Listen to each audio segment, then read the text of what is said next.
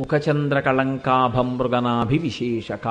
ఈ నామం గురించి నిన్నటి రోజున మీతో కొంత ప్రస్తావన చేసి ఉన్నాను. వదనస్మరమాంగల్య గృహతోరణ చిల్లిక తర్వాతి నామం పేరు. ఇది లలితా సహస్రనామ స్తోత్రంలో ప్రతి నామము పరమ పవిత్రమే. ఒక నామం కన్నా ఒక నామం గొప్ప అని చెప్పడానికి అలా అవకాశం ఏమి ఉండదు. ఎందుచేత అంటే ఒక అమృత భాండం ఉంటే మీరు ఆ అమృత భాండంలో ఎటువైపు నుంచి ఒక చుక్క తీసినా అది అమృతపు చుక్కే అవుతుంది తప్ప అంతా అమృత భాండమే అయినప్పుడు అందులో ఒక చుక్క కన్నా గొప్పదయ్యే అవకాశం ఎప్పుడూ ఉండదు. అంతా ఒక్కగానే ఉంటుంది. అందుచేతనే లలితా సహస్రనామ స్తోత్రంలో అన్ని నామాలు గొప్పవే. కానీ కొన్ని నామాలు మీ జీవితాన్ని అనుసంధానం చేసుకుని ఏవి మన జీవితంలో ప్రధానమైనటువంటి సమస్యలుగా వెంబడిస్తుంటాయో వాటిని తొలగతోసుకోవడానికి అనుసంధానం చేసుకునేటటువంటి ప్రక్రియ యందు వీటిని మనం ఎక్కువ అనుసంధానం చేసుకోవలసి ఉంటుంది అన్న కోణంలో మీరు దాని యందు ఎక్కువ మగ్నత ప్రదర్శించవలసి ఉంటుంది తప్ప ఏ నామము కన్నా ఏ నామము గొప్పది కాదు, ఒక నామం కన్నా ఒక నామం తక్కువ కాదు. మీరు చూడండి, ఒక సమస్య అని ఒకటి ఉంటుంది. ఆ సమస్య అనేటటువంటిది మీకు జీవితంలో ఒక్కసారి తటస్థించవచ్చు, 2 సార్లు తటస్థించవచ్చు. నేను మీకు ఒక ఉదాహరణ చెప్తాను.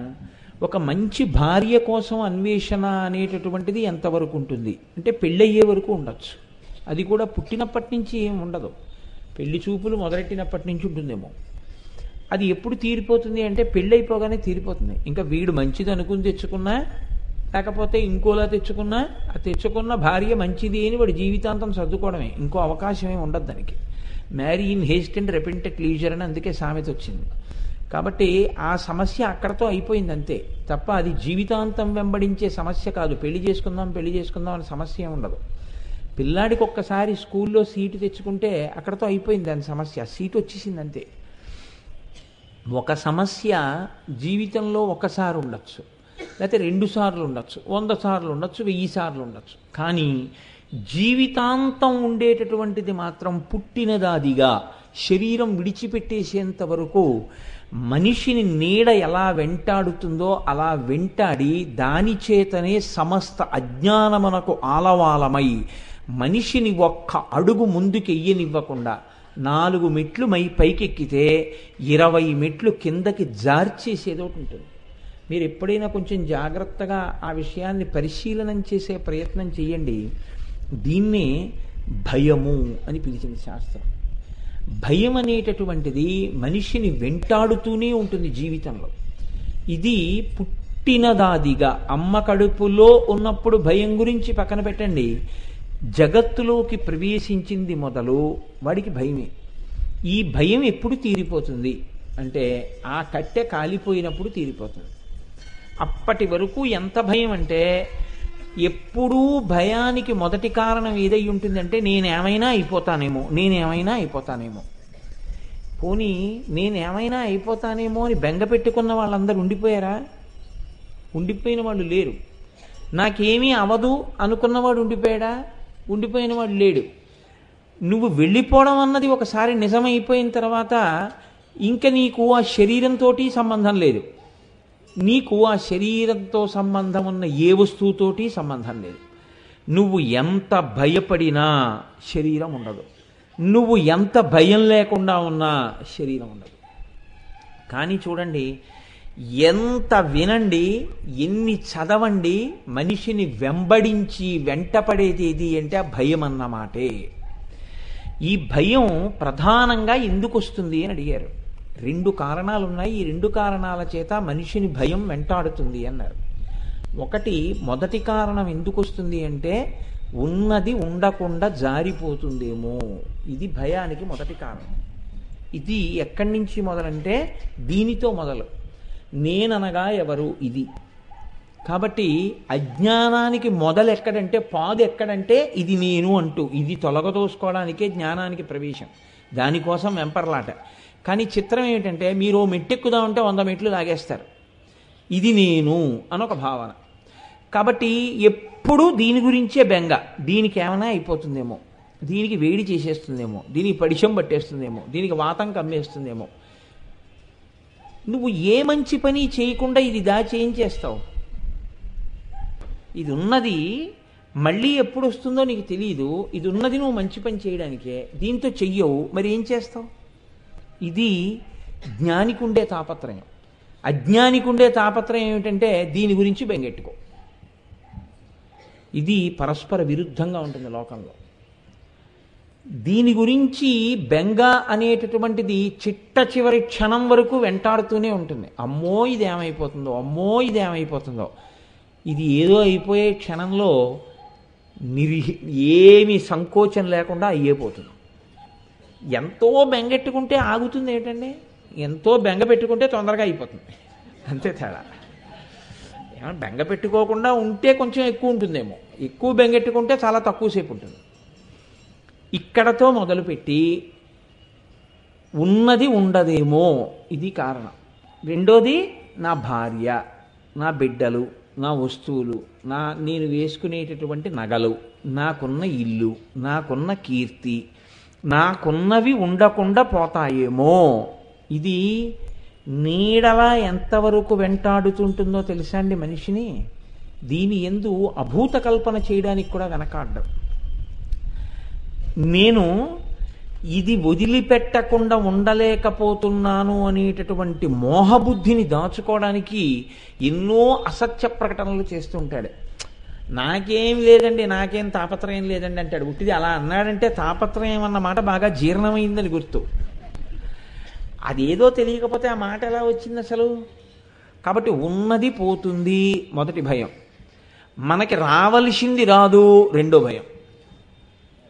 మీరు చూడండి లోకంలో దేనికి భయపడిపోతారు అంటే జనం అన్నిటికన్నా భయం ఏంటంటే, ఏదైనా విన్నారనుకోండి, ఇది మీరు విన్నారు కాబట్టి మీకు 1000 రూపాయలు వస్తాయి అన్నారనుకోండి, చాలా సంతోషపడిపోతారు. అంటే ఏదో రావాలి, ఏదో రావాలన్న తాపత్రయం ఉంటుంది.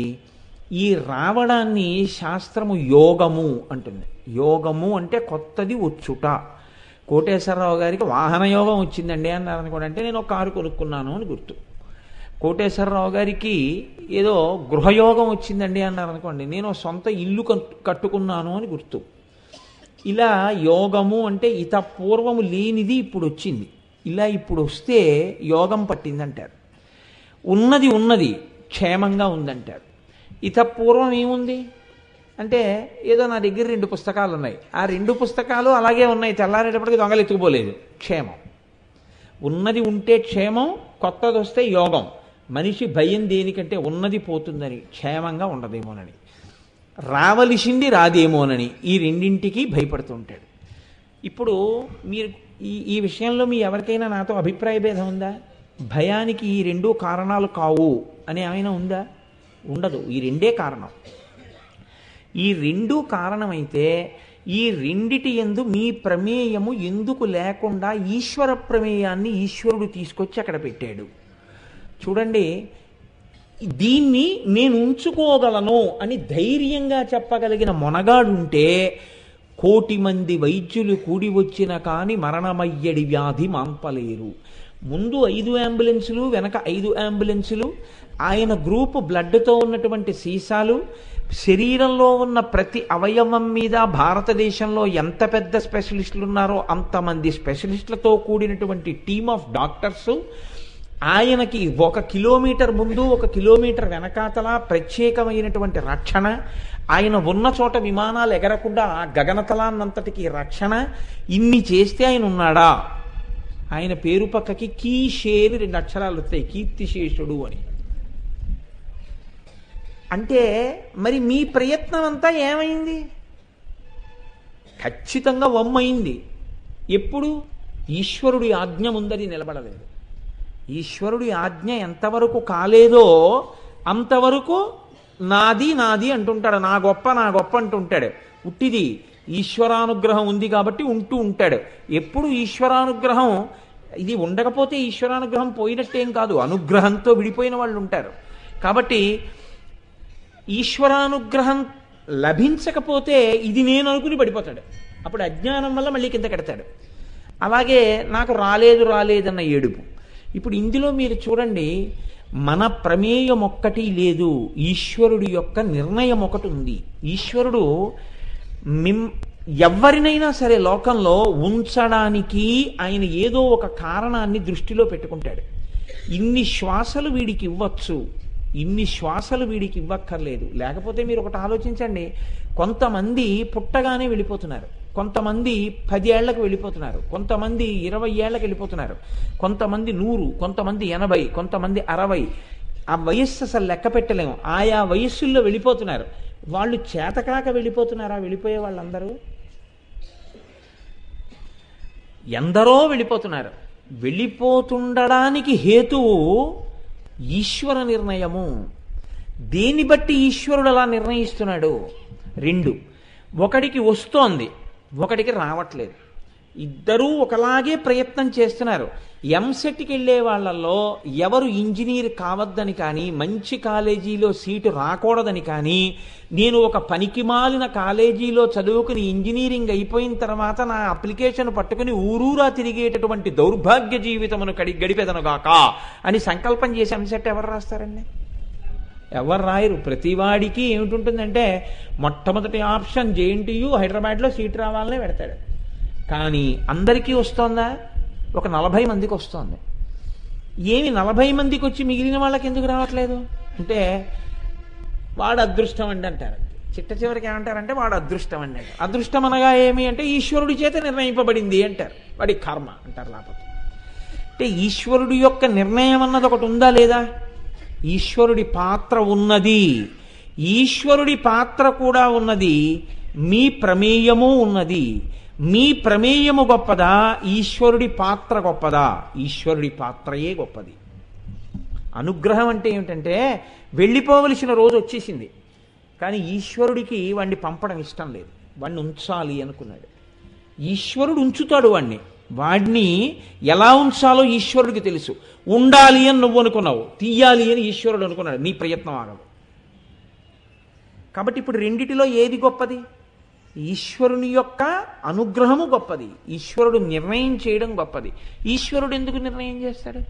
మీ పాపపుణ్యాల్ని దృష్టిలో పెట్టుకుని చేస్తాడు. ఒక నామం వినేటప్పుడు దాని వెనకాతల ఉండేటటువంటి సైద్ధాంతిక కోణం మీకు అర్థం కాలేదనుకోండి, దాన్ని మీరు మీ జీవితానికి అన్వయం చేసుకోలేరు. అది మీకు ఏమి ఉపశాంతినివ్వలేదు. ఆ నామం మీ జీవితంలో ఒక మార్పుని తీసుకురాలేదు, ఒక వ్యక్తిత్వాన్ని పెంచలేదు. లోపలి వ్యక్తిత్వం పెరగడానికి ఆధ్యాత్మికమైనటువంటి విద్య అవసరం అవుతుంది. ఇప్పుడు ఈశ్వరుని యొక్క ప్రమేయము గొప్పది అని మీరు తెలుసుకున్నారనుకోండి, తెలుసుకుంటే మీరు ఒక విషయాన్ని చెప్పగలుగుతారు. నా దుఃఖములన్నింటికీ కారణం ఏది? భయము. ఏ కారణం చేత మీరు దుఃఖపడండి, ఆ దుఃఖానికి అంతటికీ కారణం ఏంటంటే భయము. ఏమీ కారణం లేదండి. ఏడవడానికి ఏం కారణం లేదు. వాడికి చక్కగా ఉన్నాడు, వాడు పిడరాయల్లే ఉన్నాడు, హాయిగా ఉన్నాడు, అన్ని ఇంట్లో బాగున్నాయి, సుఖంగా ఉన్నాడు. ఏడవడానికి ఏం లేదు. కానీ వాడు ఏడుస్తూ ఉంటాడు. ఎందుకు ఏడుస్తుంటాడో తెలుసా అండి? తర్వాత ఎప్పుడో ఏదో ఏమైనా అవుతుందేమో అని ఏడుస్తాడు. మీరు ఆలోచించండి. నేను ఇలా అన్నాను కాదు అంటే మీ గురించి నేను ఎప్పుడూ చెప్పట్లేదని మీకు చెప్పాను. నా బోటిగాడి గురించే నేను చెప్తూ ఉంటాను. ఇప్పుడు బాగున్నావు కదరా, నీకెందుకురా బెంగ అంటే ఎప్పుడో ఏదో అవుతుందిట, అందుకని వీడికి బెంగ. ఎంత అజ్ఞానం! ఇప్పుడు ఉన్నదాని గురించి ఉపయోగించడం నేర్చుకుంటావా? ఎప్పుడో ఏదో అవుతుందని బెంగెట్టుకుని ఇప్పుడు ఉన్న సమయాన్ని వాడుకోవడం మానేస్తావా? ఎప్పటికి పోతుంది నీ అజ్ఞానం? ఎన్ని వింటే పోతుంది, ఎన్ని చదువుకుంటే పోతుంది? ఎందుకు ఆశ్రయించినట్టు గురువుని అజ్ఞానంలోకి లాగడానికా, నువ్వు జ్ఞానం పెంచుకోవడానికే? కనుక ఎలా ఉంటుందంటే లోకంలో భయము హేతువై ఉంటుంది. మహాపురుషులైన వాళ్ళు ఏమన్నారంటే ఎప్పుడు పోతుందిరా నీకు దిక్కుమాలిన భయం అన్నారు. Where the mind is without fear and the head is held high, where the world has not been broken up into fragments by narrow domestic walls అన్నాడు రవీంద్రనాథ్ ఠాగూర్ గీతాంజలిలో. ఎన్నడు పోతుంది ఈశ్వరా ఈ భయం? భయము లేని స్థితికి నేను పైకెత్తబడెదనుగాక. నిర్భయత్వమే ఆధ్యాత్మికమైనటువంటి జ్ఞానమునకు పరాకాష్ఠ. ఆ నిర్భయత్వం అలవడకుండా భయంతో జీవించినటువంటి వాడు జీవితంలో ఎదుగుదలని పొందినది లేదు. ఎదుగుదల అంటే నిర్భయత్వమే. నిర్భయత్వం అన్నది అలవడి తీరాలి. ఈ భయం పోవాలంటే ఏం చెయ్యాలి అని అడిగింది శాస్త్రం. ఈశ్వరుని యొక్క అనుగ్రహమునందు నీకు బలం పెరగాలి. భయం పోవడం అంటే నీ ఇష్టం వచ్చినట్టు ప్రవర్తించి భయం పోగొట్టుకోవడం కాదు. నేను భయాన్ని వదిలేసి మంటల్లో దూకేస్తాను అన్నారనుకోండి, అప్పుడు తప్పు మీది కాదు. నేను మంచి పని చెయ్యడానికి నాకు ఈశ్వరానుగ్రహము ఆలంబనమై నిలబడుగాక. ఈశ్వరానుగ్రహము కొరకు, ఈశ్వరుని యొక్క సేవ కొరకు నేను నిలబడినప్పుడు నాకు దుర్నిమిత్తములు దురితములు నన్ను కబళించకుండుగాక, అవి నాకు ప్రతిబంధములు కాకుండుగాక. దీనికి మీరు ఈశ్వరానుగ్రహాన్ని అడుగుతుండాలి. అప్పుడు మీ జీవితం ఏమవుతుంది? అడుగు తీసి అడుగేస్తే ఈశ్వర సేవకు ఉపయోగపడుతుంటుంది. ఈశ్వర సేవకి నాకు దురితము రాకుండా చూడు అని మీరు అడిగారనుకోండి, మీ జీవితాన్ని కూడా ఈశ్వర సేవగా మలుచుకోవడం మీకు వచ్చిందనుకోండి, ఈశ్వరుడు చాలా సంతోషిస్తాడు. సంతోషించి మీకు దురితము రాకుండా మిమ్మల్ని కాపాడతాడు. ఒక ఈశ్వరుని యొక్క స్వరూపాన్ని అర్థం చేసుకోవడంలో, అనుగ్రహాన్ని అపేక్షించడంలో మీ జీవితపు కోణం ఆ దిశలో మారవలసి ఉంటుంది. అంతేకాని భయం పోగొట్టుకోవడం అంటే నేను ఇప్పుడు భయాన్ని వదిలిపెట్టేశానండి, నా గోడ నుంచి నేను కిందకి దూకేస్తాను అంటే భయం పోగొట్టుకోవడం కాదు, టెంపరితనం అవుతుంది అది. దాన్ని భయం పోగొట్టుకోవడం అన్నారు. భయం పోగొట్టుకోవడం అంటే ఏమిటి అంటే, ఏది చెయ్యడానికి ఏమవుతుందో అనే బెంగ పోవాలి అంటే నా జీవితం అంతా ఈశ్వరమయంగా నడవడానికి కావలసిన సమస్తమైనటువంటి ఆలంబనములు నీవే అయి నిలబడెదవుగాక. ఇదే ప్రార్థన మీరు ఎప్పుడు చేసినా దేని కొరకు చేస్తారంటే దాని కొరకే. ఇప్పుడు అలా మీరు నడిచే శక్తి ఈశ్వరుడు ఇచ్చినప్పుడు మీరు దేనికి భయపడాలి చెప్పండి? ఈశ్వరుడు మీరు నిజాయితీగా లోపల నిలబడగలిగితే ఈశ్వరానుగ్రహం మీకు తోడై మీకు ఏది భయమునకు కారణమో దాన్ని ఈశ్వరుడు తొలగిస్తాడు. మీకు చెప్తాడు, నాన్న నువ్వు భయపడవలసిన కారణం ఒకటి ఉన్నది, ఈ కారణము విషయంలో నువ్వు జాగ్రత్త పడు. ఈశ్వరుడే చెప్తాడు ఆ రోజు వచ్చినప్పుడు. నిన్ను ఇంకా ఈశ్వర సేవలో ఉంచుకోవాలనుకుంటే అప్పుడు ఈ భయం పోవాలి. ఈ భయం పోవడం శాంతానికి హేతు అవుతుంది. ప్రశాంతంగా ఉండగలుగుతాడు. ఈ ప్రశాంతత అన్నది మీరు లోపల అనుభవించలేకపోతున్నారనుకోండి, శాంతము లేక సౌఖ్యము లేదు సారసాదల నయన. ఇక్కడ శాంతం లేనప్పుడు ఎన్ని ఉన్నా దానివల్ల సౌఖ్యం ఏమి ఉండదండి. ఎన్నో ఉన్నాయి వాడికి. కానీ వాడు ఎప్పుడు భయంతోనే బతుకుతూ ఉంటాడు. ఏదో ఒక భయం. ఇప్పుడు ఏదో ఒక భయంతో బతికేవాడు తానే సౌఖ్యం అనుభవిస్తాడు, ఇతరులకు ఏ సౌఖ్యం ఇస్తాడు చెప్పండి? ఇవ్వలేడు. కాబట్టి ఈ భయమును తొలగించడానికి మార్గం ఏమైనా ఉందా? ఇంత సాధన మేము చెయ్యలేం కదా, ఇంత అంతఃపరిశీలనం చేయలేం కదా, మేము నమస్కారం చేస్తే మాకు ఇటువంటి ప్రచోదనాన్ని ఇవ్వగలిగినది ఏదైనా ఉందా లోకంలో?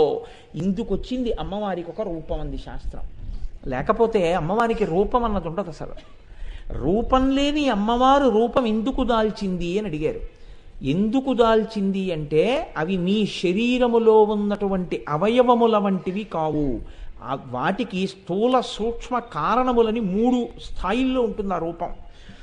స్థూలమైన రూపం నామం చెప్పి మనసులో దర్శనం చేస్తే శక్తినిస్తుంది. సూక్ష్మమైన రూపం మంత్రశక్తి చేత తెలుస్తుంది. కారణ రూపం కేవలముగా ధ్యానమునందు మాత్రమే ఏకీకృతమై లభిస్తుంది. కాబట్టి ఇప్పుడు స్థూలమైన రూపం అమ్మవారిది బయటికి వస్తోంది అంటే అమ్మవారి ముఖం, అమ్మవారి కాళ్ళు, అమ్మవారి చేతులు కూడా మన ముఖం, మన కాళ్ళు, మన చేతుల్లాగే దర్శనం చెయ్యడం చేత ఏదో ఒక ఉద్విగ్నతను లోపల నుంచి ఒక రకమైనటువంటి భావ ప్రచోదనము చెయ్యడం వరకే ఉపయోగపడతాయా, లేకపోతే వాటి వల్ల ప్రయోజనం కూడా ఏమైనా ఉంటుందా? అంటే మీకు నేను దీన్ని ఇంకా బాగా తేలిగ్గా చెప్పాలి అని అనుకున్నాను అనుకోండి. మీరు ఒక ఆయన్ని చూశారనుకోండి, చాలా నొక్కుల జుట్టు, చక్కగాను తెల్లటి మనిషి, ఎంతో అందంగా ఉన్నాడు. ఎంత అందమైనటువంటి ఆ శిరోజములండి, చాలా చక్కగా ఉన్నాయి ఆయన శిరోజములు అంటారు. ఇప్పుడు ఆయన యొక్క నొక్కుల జుట్టు చూసి మీరు కాసేపు లోపల ఉండేటటువంటి సంతోషం ఉద్విగ్నమై ఎంత మంచి జుత్తు అండి అనడానికి పనికొస్తుందేమో. అంతకన్నా ఆయన జుట్టును చూస్తే మీకేమొచ్చింది? ఏమీ రాదు. సరికదా, ఒక్కొక్కసారి పతనం కూడా వస్తుంది. కానీ అమ్మవారి యొక్క అవయవములను మీరు చూశారనుకోండి, అలా ఉండదు. అమ్మవారి అవయవములను మీరు చూస్తే ఒక్కొక్క అవయవము చేత ఒక్కొక్క రకమైన ఫలితము మీకు కలుగుతుంది. ఆ చూడ్డం తెలిస్తే. చూడ్డం తెలియలేదనుకోండి, మీరు యథాలాపంగా ఇలా చూసి అలా వెళ్ళిపోతే మీ మనస్సు అక్కడ నిలబడలేదు. అవి అందుకొచ్చాయి, వాటిని ఇలా చూసి నేను ఆ కారణాన్ని పొందాలి అని మీకు తెలియదు. ఇది ఎలా ఉంటుంది అంటే, పుస్తకాల షాపులో పుస్తకాల్ని అమ్మేటటువంటి వ్యక్తి ఉంటాడు. అతని దగ్గరికి మీరు వెళ్ళి, ఏమండి ఫలానా వారు లలితా సహస్రం మీద రాసినటువంటి వ్యాఖ్యానాలు మీ దగ్గర ఉన్నాయా అని అడిగారు అనుకోండి. ఉన్నాయండి అంటాడు. ఏదండి అన్నారు అనుకోండి, ఆ పుస్తకం తీసుకురండి అన్నారు. అంటే చదవాలని కుతూహలం ఉన్న మీకు లలితా సహస్రం ఒక్క పుస్తకంలో ఉందనుకున్నారు భాష్యం. అతను ఏం చేస్తాడంటే నిచ్చెన వేసుకుని 5వ అంతస్తుకి ఎక్కి ర్యాక్లో గబగబా చేయి పెట్టి 3 పుస్తకాలు తీసి అక్కడ పెట్టి, లలితా సహస్ర భాష్యం మీరు అడిగింది 3 పుస్తకాలుగా ఉందండి, 3 వాల్యూమ్స్ కలిపి 395 రూపాయలు అంటాడు. ఇప్పుడు లలితా సహస్ర భాష్యం పేరు చెప్పేటప్పటికి 5వ ర్యాక్లోకి నిచ్చెనేసుకుని ఎక్కి 3 పుస్తకాలుగా ఉందని చెప్పి తీసి 395 రూపాయలని చెప్పిన వ్యక్తికి అందులో ఒక్క అక్షరం తెలియదు. పుస్తకం ఎక్కడుందో తెలిసేమో కానీ అతనికి పుస్తకంలో ఏముందో తెలియదు. అమ్మవారని తెలిసేమో, అమ్మవారి నామమని తెలిసేమో కానీ మీకున్నటువంటి సృష్టికి ఈ అవయవాన్ని చూడడం ఇందుకు విరుగుడని మీకు తెలియదు. ఇది తెలిసిందనుకోండి, అన్ని మందులుంటే అన్నీ మీరు వేసేసుకోరుగా. మీ అనారోగ్యానికి కావలసిన మందు మీరు వేసుకుంటారు. నిన్ను జీవితంలో ఏది బాగా ఇబ్బంది పెడుతోందో అది తొలగించుకోవడానికి ఆ అవయవాన్ని నువ్వు బాగా ధ్యానం చేస్తే ఆ ఫలితాన్ని పొందేస్తావు. ఇందుకొచ్చింది అమ్మవారి యొక్క రూపం. ఇందుకొచ్చాయి ఆ రూపాన్ని బట్టి నామాలు. ఇప్పుడు మీ సృష్టిని బట్టది మందు తప్ప దేనివల్ల ఆ మందు గొప్పది అని మీరు అడిగారు అనుకోండి. ఏ మందు కన్నా ఏ మందు గొప్పదని మీరు చెప్తారు చెప్పండి. తలకాయ పోటుతో ఉన్నవాడికి తలకాయ పోటు మందే గొప్ప, కాళ్ళు నొప్పితో ఉన్నవాడికి కాళ్ళ నొప్పి మందు గొప్ప, నడుం నొప్పితో ఉన్నవాడికి నడుం నొప్పి మందు గొప్ప. తలకాయ నొప్పితో ఉన్నవాడు నడుం నొప్పితో వాడు వేసుకున్న మందు చూసి పనికి మాల మంది ఉంటే ఎంత లేకపోతే ఎంత అన్నాడు అనుకోండి. తలకాయ నొప్పి మందు ఉంటే ఎంత లేకపోతే ఎంత అంటాడు. వాడి మందుని వీడు, వీడి మందుని వాడు తిట్టుకుంటే ప్రయోజనమా? ఎవడికి కావలసిన మందు వాడిని ఉద్ధరిస్తుంది. అమ్మవారి శరీరం కూడా అంతే. మీకు ఏ ఇబ్బంది ఉందో ఆ ఇబ్బందిని తొలగించడానికి ఆ ప్రత్యేకమైనటువంటి అవయవ దర్శనం మిమ్మల్ని కాపాడుతుంది. ఇందులో ఒక్కొక్కరికి ఒక్కొక్క సమస్య వ్యక్తిగత స్థాయిలో ఉండొచ్చు, కొంతమందికి ఉండొచ్చు. అందరికీ ఉండే సమస్యలు కొన్ని ఉంటాయి. భయము. ఈ భయము అన్నది సాధారణంగా ఏ ఒక్కరికో ఉండేది కాదు, సమస్త మానవాళికి ఉంటుంది. ఇన్ని చెప్పారు కదా కోటేశ్వరారు మీరు, మీకు ఎప్పుడూ భయం లేకుండా ఉంటుందా అని అడిగారు అనుకోండి. ఇలా ఎవరన్నా అడుగుతారేమో అన్న భయం నాకుంది. చూశారా? కాబట్టి భయం పోయిందని మీరు అనుకుంటున్నారా? ఖచ్చితంగా నాకు భయం ఉంది. భయం ఉంది కాబట్టే ఇంత కష్టపడి చెప్పుకొని ఒకటికి ఒక మాట సమన్వయం చేసుకుంటాను. ఎందుకు సమన్వయం చేసుకుంటాను అంటే, నేను మెట్లెక్కడానికే తప్ప మీకు నేను బోధ చేస్తున్నాను అనుకోకండి. నన్ను నేను ఉద్ధరించుకోవడానికి చేసుకునే ప్రయత్నం ఇదంతా. కనుక ఇప్పుడు వచ్చిన నామం ఆ భయాన్ని పోగొడుతుంది. ఇది గురువులైన వారు పసిగడతారు. వీడికి వచ్చిన జబ్బుకి ఈ మందు పనికొస్తుందని డాక్టర్ గారు రాస్తారు. ఈ మందు ఇదిగో ఇక్కడ ఉందని మందుల కొట్లో ఆయన కనిపెడతాడు. వేసుకుని వీడు తరిస్తాడు. అలా ఇది ఇచ్చినది అమ్మవారు, ఇక్కడ ఉన్నది అని చెప్పిన వారు భాస్కర్ రాయల వారు. కాబట్టి మనకి ఈ నామంలో ప్రత్యేకంగా వదనస్మర మాంగల్య గృహతోరణ చిల్లిక, ఈ నామంలో ఉండేటటువంటి గమ్మత్తు మీరు పరిశీలించండి. మన్మధుడికి చాలా కాలానికి ఒక మంచి ఇల్లు దొరికింది అన్నారు. గృహ అంటే ఇల్లు. ఏమి ఇల్లు ఎందుకు దొరకాలి అంటే మీరు అక్కడ పట్టుకోవలసి ఉంటుంది. ఇల్లు భయమును పోగొట్టేటటువంటిది. అమ్మయ్యా ఇంటికి వచ్చేసానంటాడు. ఎక్కడో కొంచెం ఒంట్లో బాగోలేదనుకోండి, నేను ఇంటికి వెళ్ళిపోతానండి తొందరగానంటాడు. అమ్మయ్యా ఇంటికి వచ్చేసాను, ఇంక ఇబ్బంది లేదంటాడు. రాత్రి తలుపులు వేసేసుకో పడుకున్నాడు అనుకోండి, అమ్మయ్యా నా ఇంట్లో నేను ఉన్నానంటాడు. ఇల్లు భయమును పోగొట్టేటటువంటి రూపమై ఉంటుంది. ఇప్పుడు భయానికంతటికీ కారణం ఎవరు? ఎప్పుడూ భయపడేవాడెవరు? మన్మధుడు.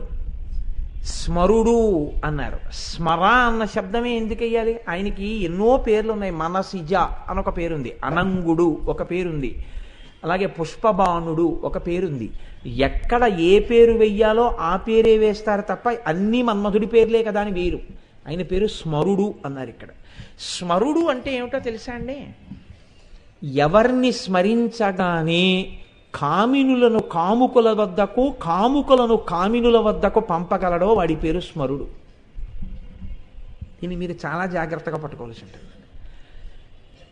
ఇప్పటి వరకు నేను బాగున్నాను, చాలా భరమభక్తితో ఉన్నాను.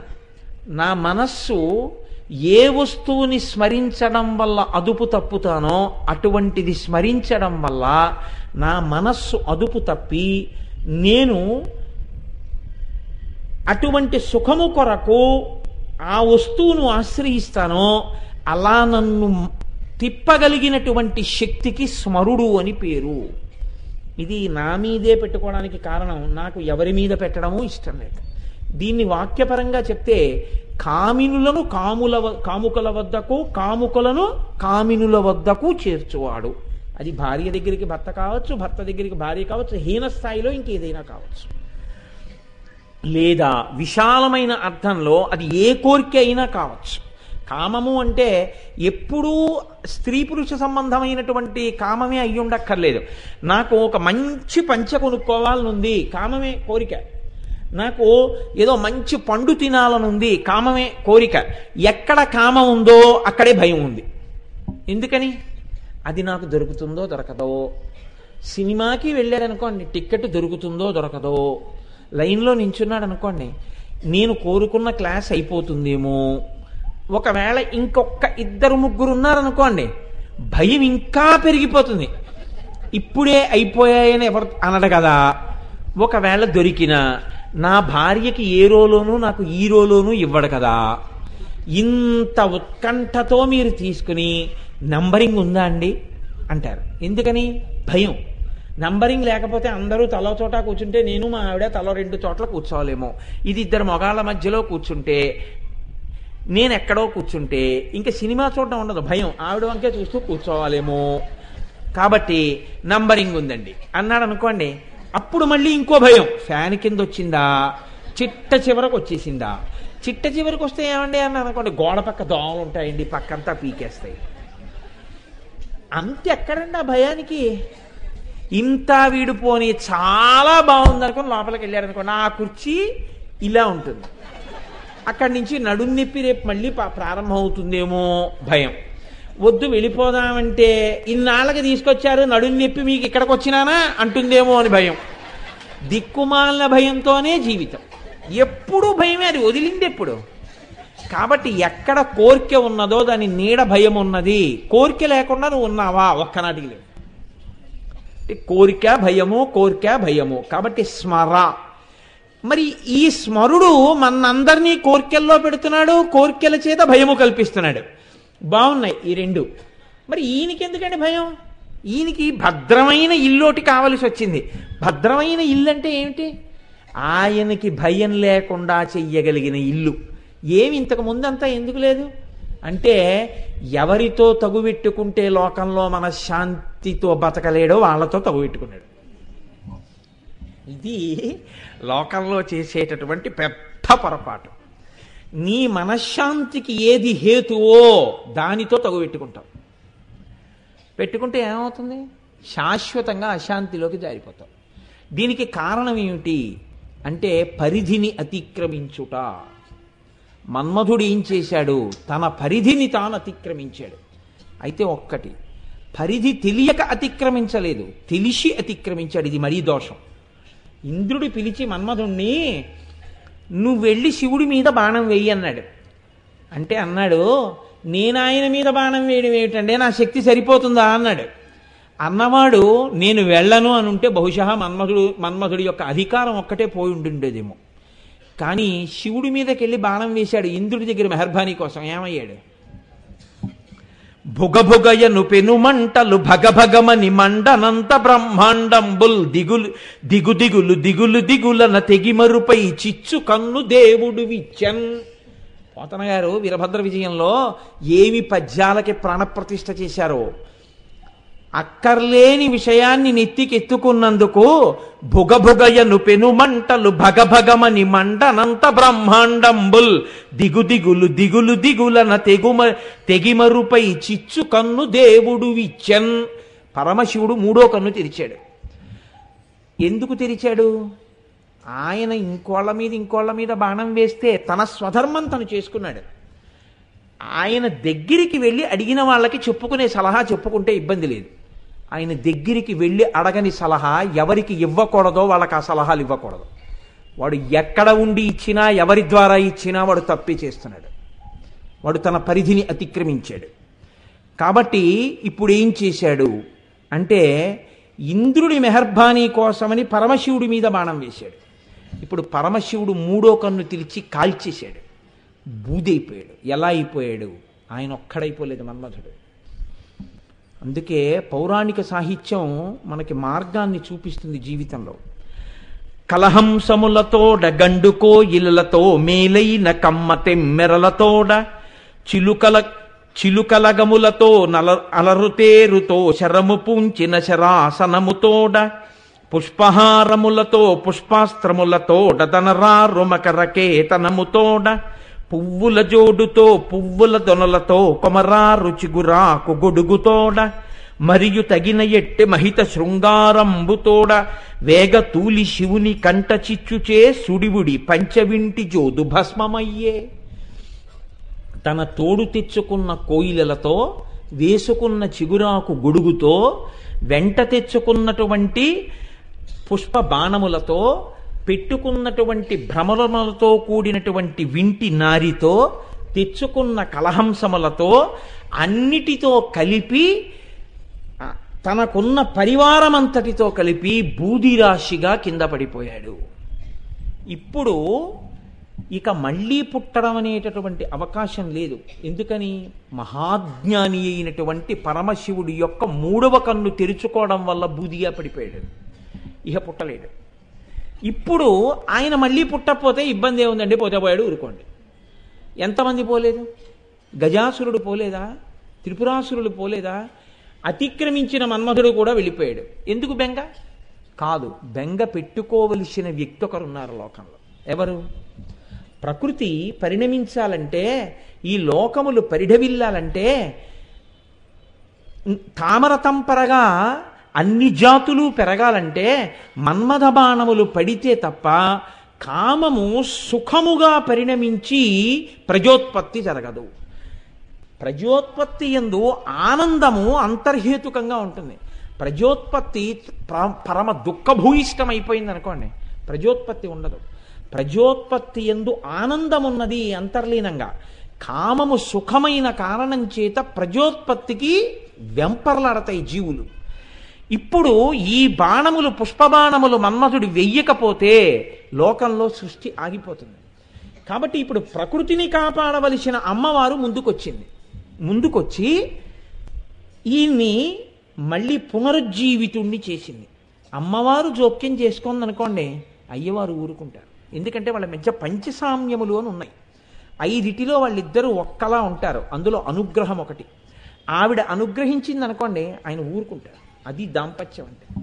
దాంపత్యం అంటే తను వరం ఇచ్చినా ఇవ్వకపోయినా తన భార్య వరం ఇచ్చింది అనుకోండి, ఆవిడ మీకేం పర్వాలేదు నేను చెప్తానులేండి ఆయనతో అందనుకోండి, నువ్వెవరు మాట ఇవ్వడానికి, నేను ఊరుకోను అనకూడదు. సరే అయిపోయిందేదో అయిపోయిందిలేండి, తను చెప్పింది ఊరుకోండి, ఇంకా మర్చిపోండి అనాలి, అంతే. అది అనుగ్రహం అంటే. అనుగ్రహం భార్య ఇచ్చినా భర్త ఇచ్చినా వేరుగా ఉండదు, ఒకటిగా ఉంటుంది. ఇది తెలియనప్పుడు ఏమవుతుందంటే పరమశివుడు కాల్చాడు, పార్వతీదేవి బతికించింది అనుకుంటారు. అలా కాదు, ఇద్దరి హృదయములు ఒకటని తెలుసుకోవాలి. కాబట్టి ఇప్పుడు ఆయన కాల్చినా ఈవిడ బతికించింది. ఎందుకని? అమ్మయందు కారుణ్యం ఉంటుంది, అయ్యయందు శిక్షించే తత్వం ఉంటుంది. ఆయన కొడతాడు బెల్ట్ తీసి, ఈవిడ పోర్నిలిద్దరూ ఊరుకుందరూ అంత కొడితే పిల్లాడు ఏమైపోతాడు అని రక్షిస్తుంది.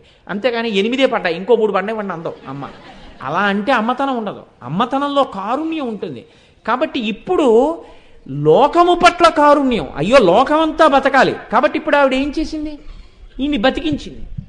ఈయన్ని బతికిస్తే ఈయనకి శరీరం లేదు. ఇప్పుడు అనంగుడు రతీదేవికి ఒక్కదానికే కనబడతాడు. మన్మధుడు రతీదేవికి కనపడ్డం అంటే అసలు రహస్యం వేరండి. మన్మధుడు అంటే మనస్సుని మదించేటటువంటి వాడు రతికి కనపడతాడు. అంటే రతి అంటే అనుభవం. ఎవడి కోరిక యొక్క అనుభూతి వాడి ఆనందంలోనే తెలుస్తుంది.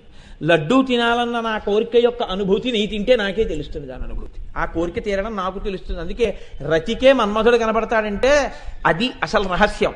కాబట్టి ఇక నుంచి ఆవిడంది నువ్వు రతికి మాత్రమే కనపడతావయ్యా అంది.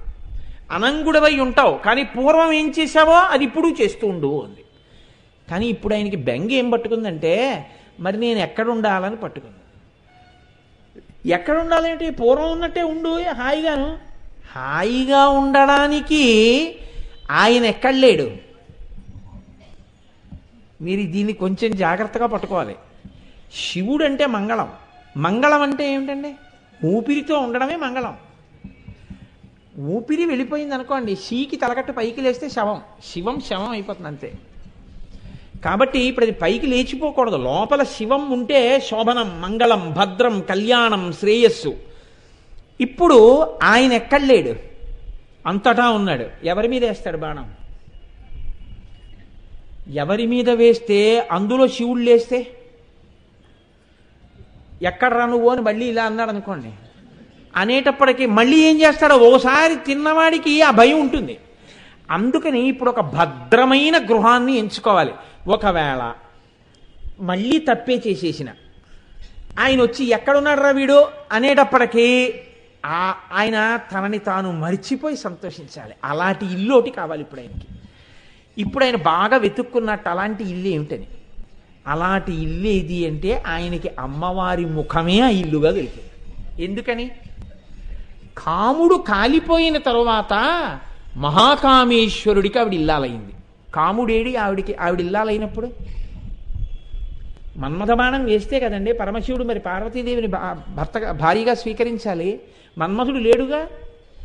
లేకపోయినా భార్య కాగలిగింది అంటే పడిపోయిన మన్మథుడి విల్లు తను తీసుకుంది. ఇప్పుడు చెరుకు విల్లు తను పట్టుకుంది. చెరుకు విల్లు తను పట్టుకుంటే ఇప్పుడు మన మనస్సుని తన వైపుకు తిప్పుకుని భక్తుల్ని చేస్తుంది, పిల్లల్ని. తను శివకామ సుందరి అయి పరమ జ్ఞాని అయినటువంటి పరమశివుణ్ణి తీసుకొచ్చి తన పక్కన కూర్చోపెట్టుకుని సాకారుణ్ణి చేస్తుంది. ఆవిడ ముఖం చూసేటప్పటికీ ఇంతటి పరమశివుడు పరమ సంతోషాన్ని పొందేసి ఆవిడికి భర్తని అని ఆవిడ గడ్డం పట్టుకుని మురిసిపోతుంటాడు. అంటే కాముణ్ణి కాల్చిన వాణ్ణి భర్తగా చేసుకోవడం అంటే మాటలా? శివుణ్ణి భర్తగా చేసుకోవడం అంటే మాటలు కాదండి లోకంలో. అది చేసింది అమ్మవారు. ఇప్పుడు ఆవిడ శివకామ సుందరి అయింది. ఇప్పుడు ఈవిడ ముఖం చూసేటప్పటికీ పరమశివుడు ఏమైపోతాడు? ఏమీ చేయలేడు, నవ్వేస్తాడు. అది వాళ్ళిద్దరి మధ్య ఉన్నటువంటి గొప్ప అనుబంధం ప్రకృతి పురుషుల మధ్య. ఆవిడ ముఖాన్ని చూస్తే మాత్రం ఎంత కోపమో పోతుంది, సంతోషాన్ని పొందేస్తాడు, ఆనందం పొందుతాడు. ఇది భార్యకి ఉండవలసిన లక్షణము. భర్తకి విశ్రాంతి స్థానం ఏది? భార్యయే. ఎంత అలిసిపోయి రానివ్వండి, భార్యని చూసేటప్పటికీ భర్త ప్రసన్నుడైపోవాలి.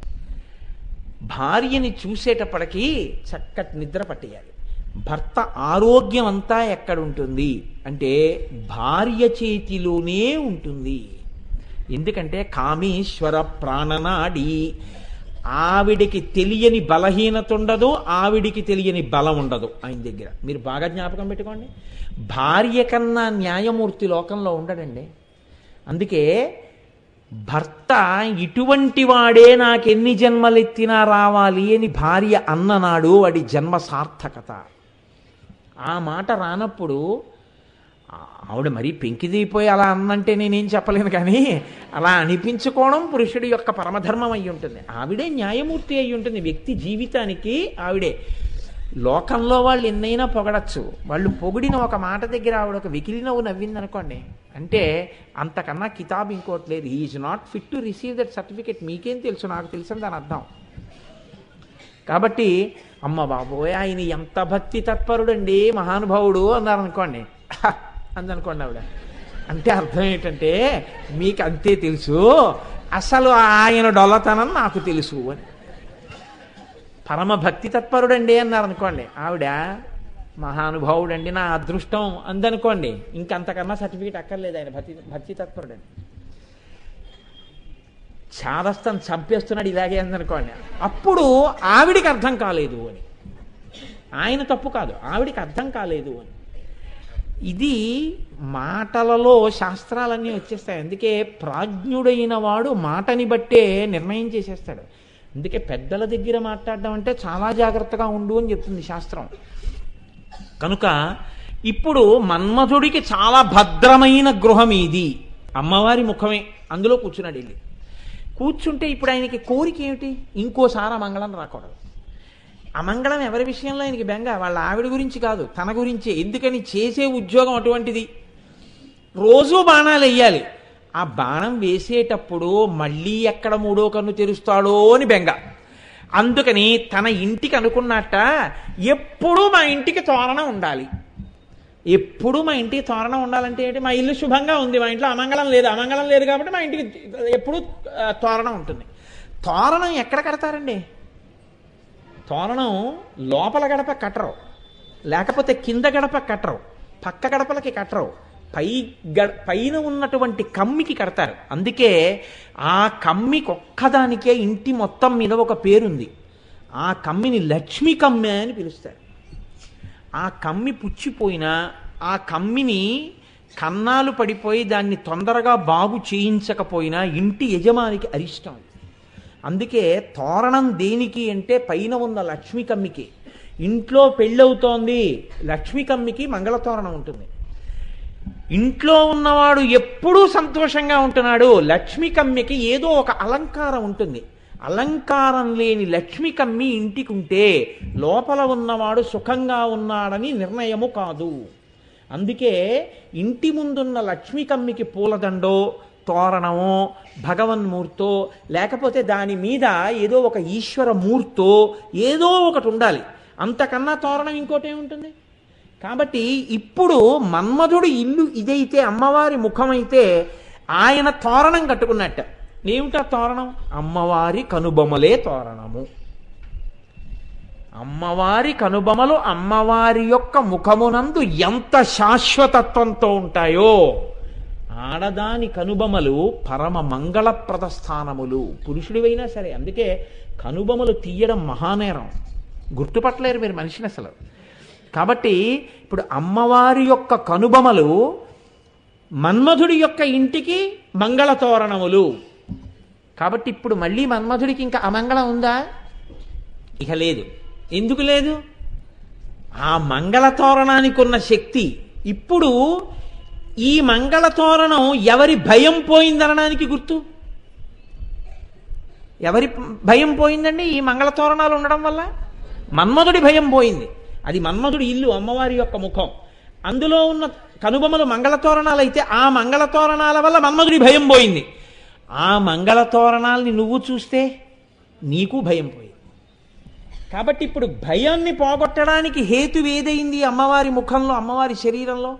ఆవిడ కనుబొమలు అయ్యాయి. అందుకే కనుబొమలు మంత్రంలో 5 బీజాక్షరాలుగా మారిపోతాయి. 5 బీజాక్షరాలుగా మారిపోయి ఈ బ్రహ్మాండము సుఖంగా ఉండడానికి ఏ 5 అవసరమో 5 బీజాక్షరాలు ఆ 5ంటిని ఇచ్చేస్తాయి. ఇచ్చేస్తే బ్రహ్మాండం అంతా సుఖంగా ఉంటుంది. ఇంత శక్తి అంతా ఎక్కడికెళ్ళి నిలబడిపోయింది? అమ్మవారి యొక్క కనుబొమల యందు నిలబడిపోయింది. ఇది చెప్పడంలో ఎంత గమ్మత్తుగా చెప్పారో చూడండి. వదన స్మరమాంగల్య గృహతోరణ చిల్లిక. స్మరుడి పాలిట మంగళప్రదమైనటువంటి గృహముగా అమ్మవారి ముఖమై ఆమె యొక్క కనుబొమలు ఆ ఇంటి మంగళతోరణములై ఒప్పారుచున్నవి. ఇది వదన స్మరమాంగల్య గృహతోరణ చిల్లిక. ఇప్పుడు ఇందులో ప్రధానమైన లక్షణం స్మరుడి విషయంలో ఒకటి నిరూపణం కావాలి. ఏది? అమ్మవారి ముఖం చూస్తే శంకరుడు నవ్వేస్తాడు. ఇది నిరూపణం అయితే కదండి స్మరుడికి భద్రత ఇంట్లో ఉండడం. ఇది నిరూపణం కానంతసేపు ఆవిడ ముఖం చూసినా సరే, శివుడికి కోపం వచ్చిందా, ఆవిడ ఎదురొచ్చినా ఆయన ఏం లెక్క పెట్టడండి అన్నారు అనుకోండి, అప్పుడు ఆయన ఉండి ఉపయోగం లేదు, దానికి తోరణాలు కట్టుకుని ఉపయోగం లేదు. అలా ఎక్కడైనా నిరూపించబడి ఉందా? అలా ఎవరైనా చెప్పారా? శంకర భగవత్పాదులు సౌందర్యలహరిలో దీన్ని నిరూపణం చేశారు. మళ్ళీ ఎంత గమ్మత్తుగా చేశారో చూడండి. ఆయన ఒక శ్లోకంలో అరాళైస్త్వాభావ్యా దళికలభస శ్రీభిరలకైః పరీతంతే వక్త్రం పరిహసతి పంకేరుహరుచిం దరస్మేరే యస్మిన్ దశన రుచి కింజల్కరుచిరే సుగంధౌ మాద్యంతి స్మరదహన చక్షుర్మధులిహ. ఆయన అంటున్నారు, అమ్మవారి యొక్క ముఖము పద్మమును పరిహసించిందిట.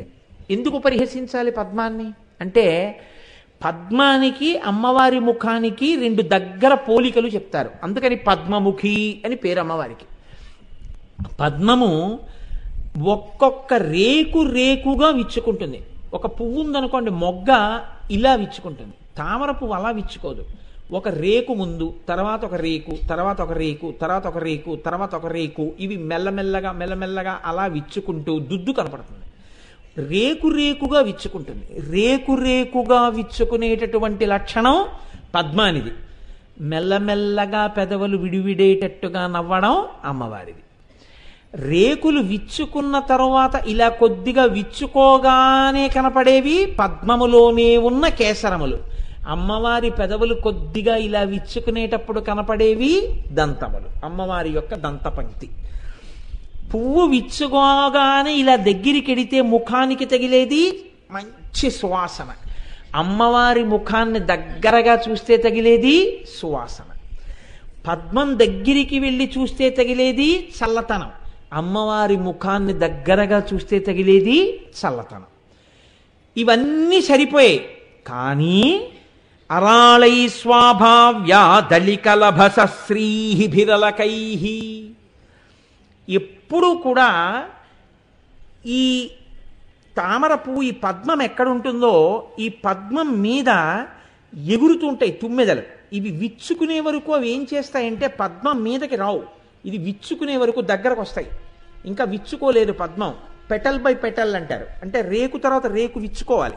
ఈలోగా అవి ఏం చేస్తాయంటే అలా ఎగురుతాయి, ఎగురుతూ తిరుగుతుంటాయి. ఈ పద్మం విచ్చుకోవడం కోసం కిందకి చూస్తూ ఎగురుతాయి. పద్మం విచ్చుకునే వరకు చూస్తూ ఎగిరేటటువంటి నల్ల తుమ్మెదల యొక్క కాంతి ఎలా ఉంటుందో అలా నల్ల తుమ్మెదల కాంతితో ఉన్నటువంటి కాంతిని పరిహసించినట్టుగా ఉండేటటువంటి తుమ్మెదలు అమ్మవారి ముఖం మీద పడినటువంటి అలకలు. అంటే అమ్మవారి యొక్క ముంగురులుట, నల్లని ముంగురులు ఎగురుతున్న గండు తుమ్మెదల్లా ఉంటాయిట. మిగిలినవి సరిపోయాయి. ఏది సరిపోదు? పద్మములను ఆవిడ ఎందుకు పరిహసించాలి అంటే, పద్మం సాయంకాలానికి వాడిపోతుంది, కానీ అమ్మవారి ముఖము ఎన్నడూ వాడదు. సరికదా? అన్నిటికన్నా గొప్ప లక్షణం ఏమిటి? స్మరదహన చక్షుర్మధులిహ. ఇది స్మరుడికి భద్రం చేసింది. అందుకే శంకరాచార్యులు వారు లలితా సహస్రంలో ఉన్న నామంలో ఉన్న నామాన్నే ఇక్కడికి తెచ్చారు. స్మరదహన. మన్మధుణ్ణి కాల్చేసిన వాడు ఈయన పరమశివుడు. ఇప్పుడు మన్మధుణ్ణి కాల్చేసిన వాడికి ఆడదాని ముఖంతో పని ఏమిటండి? మన్మధుణ్ణి కాల్చినవాడు ఆడదాని ముఖం చూడవలసిన అవసరం ఏమిటి? కానీట ఎలా చూస్తాడోట తెలుసా? ఇక నల్ల తుమ్మెదల యొక్క బారులు, ఒక తుమ్మెద లోపల పడుకుని తేనె తాగుతుంటే మిగిలిన తుమ్మెదలు ఝంకారం చేస్తూ ఎగురుతే ఎలా ఉంటాయో అలా తన మనస్సు ఆమె ముఖమునందు లగ్నమైపోతే ఆ కంటి నుండి విడుతున్నటువంటి చూపులన్నీ అమ్మవారి ముఖమండలం మీదే తిరుగుతూ ప్రసన్నమూర్తి అయి సంతోషంగా నిలబడతాట. ఇది శివకామ సుందరి అయి ఆవిడ భర్తని పక్కన కూర్చోబెట్టి మనకు అందిస్తుంది పరమశివుణ్ణి దక్షిణామూర్తిగా వెళ్ళిపోకుండా, జ్ఞానంలోకి వెళ్ళిపోకుండా. ఇది అమ్మవారి విజయం. కాబట్టి ఇప్పుడు శంకరుడి యొక్క అనురాగప్రదమైన చూపులనేటటువంటి నల్లగండు తుమ్మెదలు ఎప్పుడూ అమ్మవారి ముఖం చుట్టూ తిరుగుతూనే ఉన్నాయి. ఇలా తిరుగుతూనే ఉన్నాయి కనుక ఆ పద్మము, అమ్మవారి ముఖము, మన్మధుడు వెళ్ళి కూర్చోడానికి, అక్కడ నిలబడ్డానికి యోగ్యమైంది. మళ్ళీ శివుడు కాల్చేస్తాడన్న బెంగలేదు. ఆవిడ ముఖం వంక చూస్తే చాలు ప్రీతి పొందేస్తాడు.